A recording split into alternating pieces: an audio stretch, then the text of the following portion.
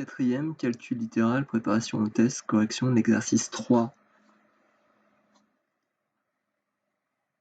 Et l'exercice 4 aussi.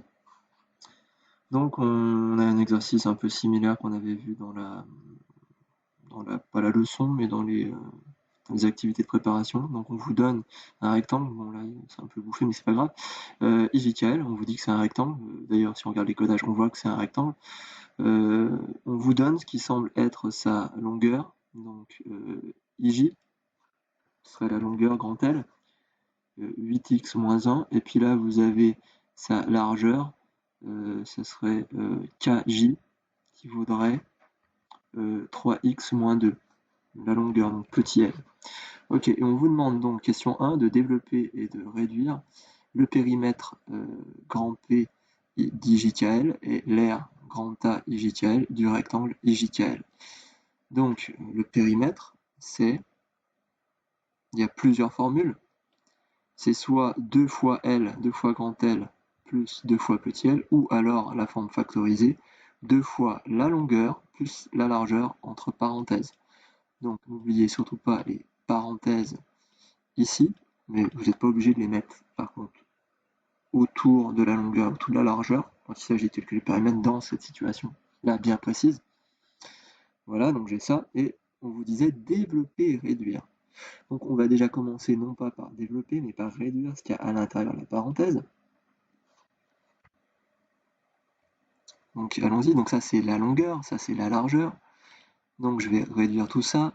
J'ai 8x ici, j'en ai 3 là, ça me donne donc 11x. Et puis j'ai moins 1 et moins 2, ça me fait moins 3. Et donc là on peut développer 2 fois 11x,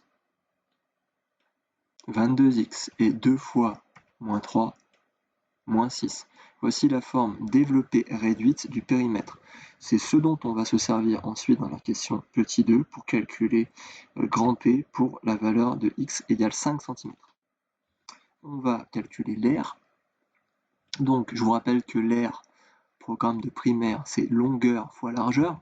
Et là, il ne faut surtout pas oublier les parenthèses.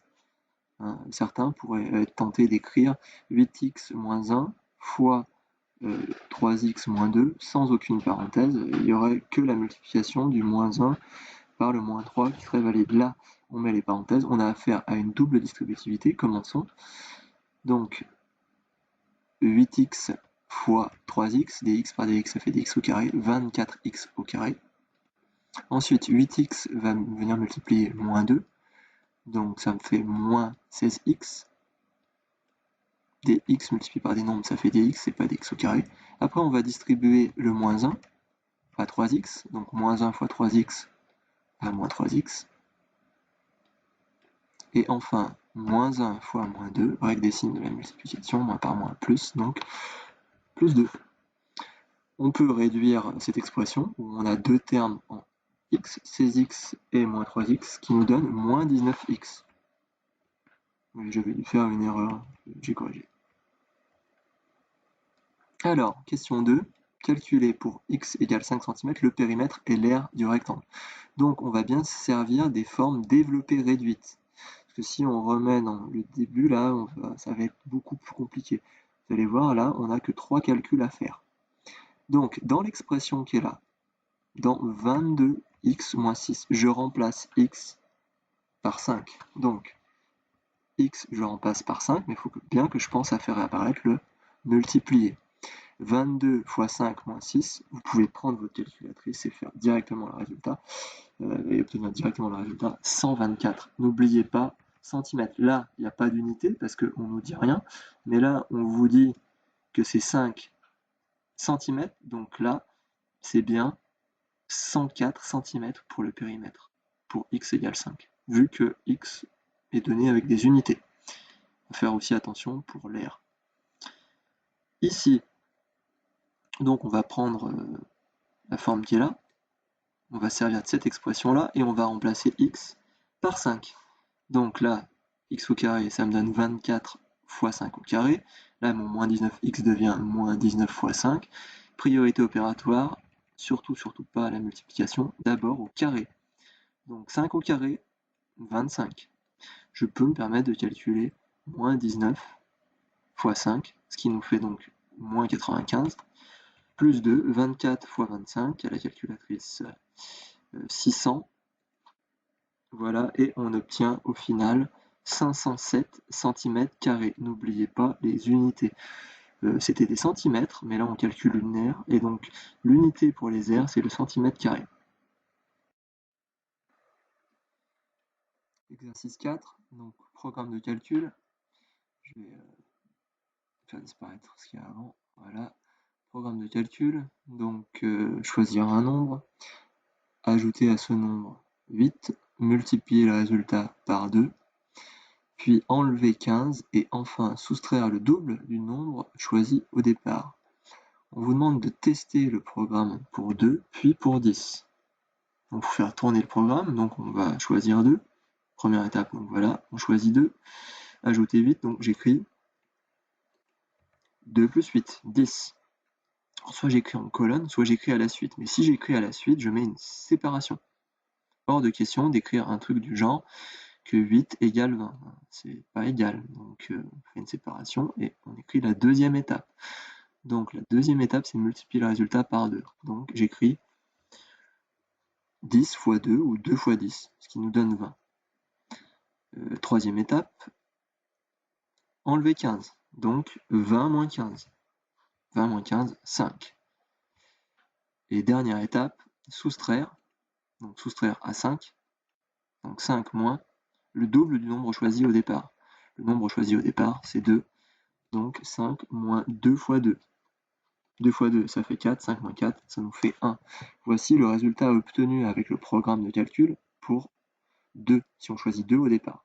Maintenant, on va choisir 10. Donc première étape, j'ajoute 8. J'obtiens 18. Je multiplie par 2. 18 fois 2, 36. Ensuite, on soustrait 15. 36 moins 15, 21. Et ensuite, on soustrait le double du nombre de départ, donc 21 moins 2 fois 10, ce qui nous donne 21 moins 20, ce qui nous donne, une fois encore, 20. Question 2, quelle conjecture peut-on formuler?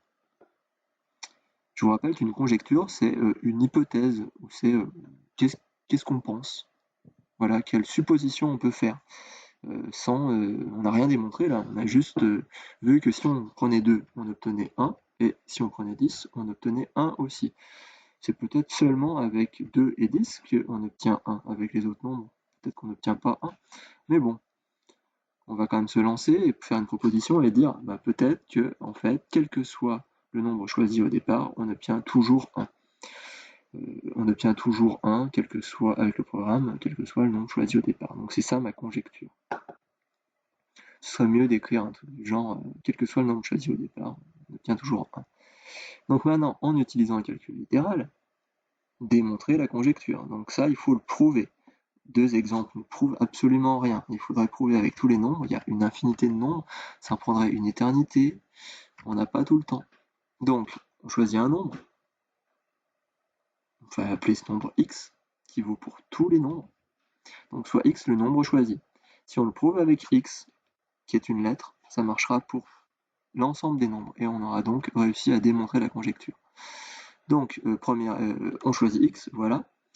Comme j'ai pas de place en colonne, je vais faire en ligne. Mais là, je vais mettre une flèche. Donc x, on choisit un nombre, donc x, on ajoute 8. Donc là, j'ai mis une flèche avec ce qu'on faisait sur la flèche. Donc plus 8.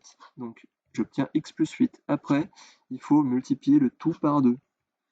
Donc là, j'ai mis une flèche et j'ai mis fois 2. Surtout pas 2 égale. Surtout pas 2 égale. Donc attention, n'oubliez pas les parenthèses.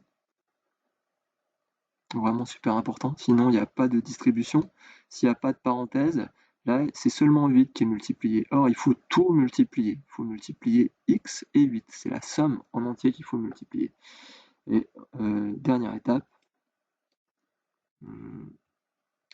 c'est soustraire.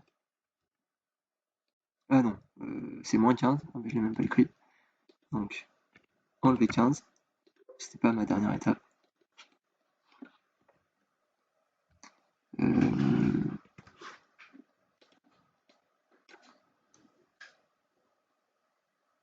Qu'est-ce que j'ai fait là? Ah non, non, excusez-moi.